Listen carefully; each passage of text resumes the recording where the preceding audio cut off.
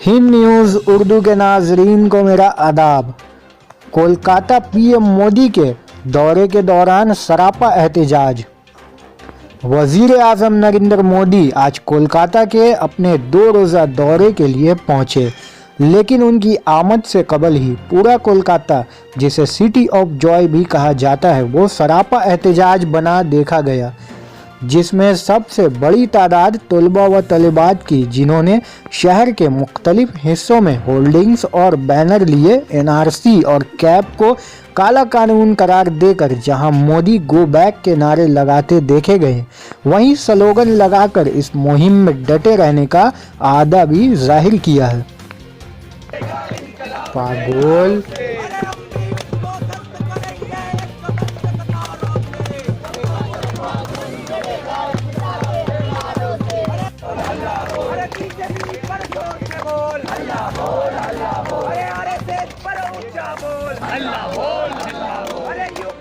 हुआ हीरो क्या बोल रहे हो? रास्ता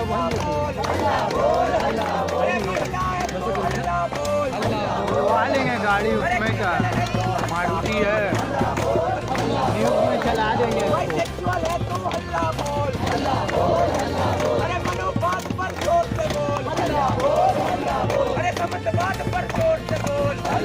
अरे